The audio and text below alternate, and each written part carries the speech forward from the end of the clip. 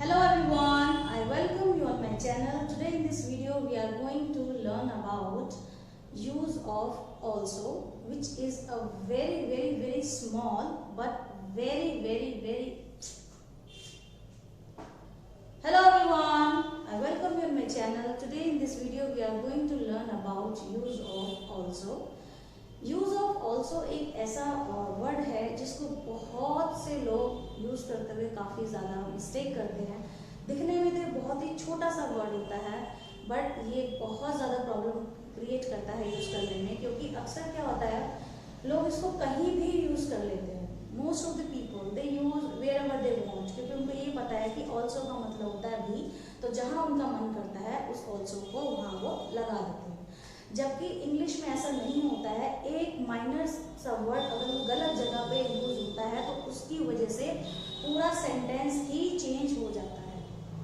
वो हमें लगता है कि नहीं वो मीनिंग सेम दे रहा है, पर ऐसा नहीं होता है, उसका पूरा का पूरा मीनिंग चेंज हो जाता है। तो इसलिए इंग्लिश में ऑल्सो का यूज करते हुए बहुत से लोग इस तरह की मिस्टेक करते हैं। तो आप प्लीज़ इस चीज़ को थोड़ा ध्यान से देखिए कि ऑल्सो का यूज हमें बहुत ही सही तरीके से और एग्जैक्ट सिचुएशन में यूज करना है और एग्जैक्ट प्लेस पे यूज करना है, वरना इसका मीनिंग बदलते देर नहीं लगेगी। जैसे कि आप इस वीडियो में आप देख सकते हैं यहाँ पे ऑल्सो का मतलब होता है भी। अब यहाँ पे हमने दो सेंटेंस लिखे हैं, एक ये और एक ये। दो एग्जाम्पल के थ्रू हम इसको समझते हैं।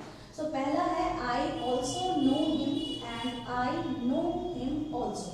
तो यहाँ पे हमने ऑल्सो को आई के साथ यूज करा है और यहाँ पे ऑल्सो को हमने पीछे ऑब्जेक्ट में यूज किया है, राइट। अब ये दिखने में तो सेम लग रहा होगा कि नहीं, I also know him, I know him also, same meaning है, वो दिखने में बिल्कुल सेम लग रहा होगा। बट अगर आप इसको ध्यान से देखेंगे तो इसके आगे और पीछे लगने से पूरा का पूरा मीनिंग चेंज होता है। क्योंकि अगर हम इसको यहाँ पे आई के साथ लगाते हैं, यहाँ पे लगाते हैं, तो ये ऑल्सो आई के लिए यूज हो रहा है, और अगर हम पीछे लगाते हैं तो ये ऑल्सो हिम के लिए यूज हो रहा है। अब इसका मीनिंग क्या हुआ वो हम देखते हैं कि आई ऑल्सो नो हिम, यानी कि मैं भी उसे जानता हूँ।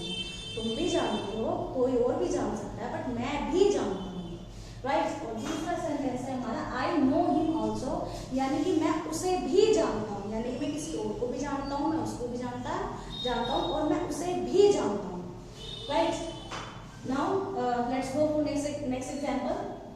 She also knows French and she knows French also. यहाँ पे भी सेम ऑल्सो हमने यहाँ शी के लिए यूज किया और यहाँ पे ऑल्सो हमने फ्रेंच के लिए यूज किया, यानी कि शी ऑल्सो नोज फ्रेंच, यानी कि उसे भी फ्रेंच आती है। अगर तुम्हें आती है, मुझे आती है, उसे आती है, तो उसे भी फ्रेंच आती है, यानी कि वो भी जानती है। तो जो और पर्सन है वो अगर फ्रेंच जानते हैं तो वो भी फ्रेंच जानती है, तो यानी कि also is being used here with she and for the she. Next is she also she knows French also, यानी कि उसे फ्रेंच भी आती है, यानी कि उसे इंग्लिश आती है, हिंदी आती है, और उसे ये लैंग्वेज भी आती है, यानी कि उसे फ्रेंच भी आती है। तो यहाँ पे हमने जो ऑल्सो है वो हमारा फ्रेंच के लिए यूज कर रहा है, यानी कि ये प्रॉपर उसको एम्फसाइज कर रहा है, उस पर जोर दे रहा है कि वो फ्रेंच भी जानती है, और लैंग्वेज भी जानती है, हिंदी भी जानती है और इंग्लिश भी जानती है, बट फ्रेंच भी जानती है। और यहाँ पे हम ऑल्सो को शी के लिए यूज कर रहे हैं कि उसे भी फ्रेंच आती है, यानी कि तुम्हें आती है तो उसे भी आती है। तो ये बहुत छोटा सा होता है, बट इसकी वजह से पूरा सेंटेंस ही बदल जाता है। जैसे कि आई स्लैप्ड हिम ऑल्सो, मैंने उसे भी थप्पड़ मारा, मैंने किसी और को मारा तो मैंने उसे भी मारा। And I also slap him, यानी कि मैंने भी मारा, किसी और ने अगर वो चीज़ की है तो वो मैंने भी करी है। सो ऑल्सो का यूज हम इस तरह से करते हैं। तो ये हमारा ऑल्सो का यूज है।